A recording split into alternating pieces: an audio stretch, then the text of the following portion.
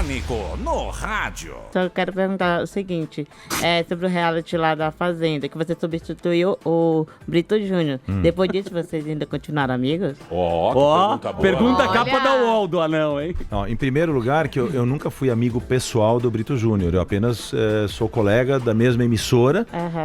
Eu não tinha nada a ver com essa história da Fazenda. Quando me convidaram, ele já estava decidido que ele não faria mais e estavam procurando alguém para fazer. Por motivos que não me compete comentar. O problema é dele com a emissora.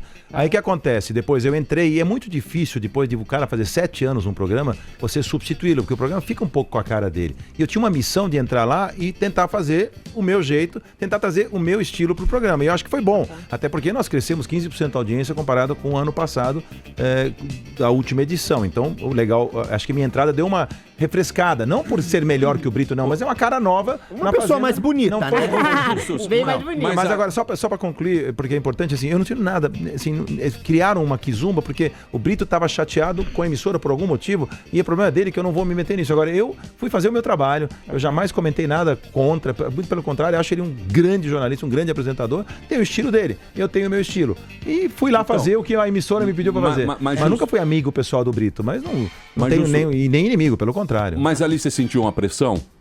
A pressão natural de substituir alguém. Sempre que você vai entrar num programa que a pessoa... Olha lá uma imagem do Brito comigo. Sempre que você vai entrar num programa que alguém fez durante 7 anos, é uma responsabilidade dobrada. Diferente do Power Couple que eu fiz a primeira vez, entendeu? É como o João Dória, quando me substituiu no Aprendiz, foi muito difícil pra ele.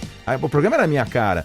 Ele não demite igual, ele não faz o quê. Era mais difícil ainda, né? Que tinha uma pegada, mas ali, o apresentador tinha uma posição mas até diferente. ali, por exemplo, você tinha o que mais me atentou ali foi a troca do figurino. Por quê? Porque o nosso querido Brito Júnior usava um Julian Marcuir. Sim. A jaqueta. Eu conheço. Clássico. Eu conheço. A gente conhece.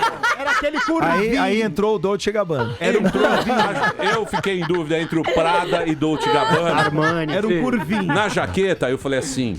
Filha da mãe. Eu falei assim... Pode dar problema você trocar um Julian Marcuir por um Prada. Não sei o que vai acontecer.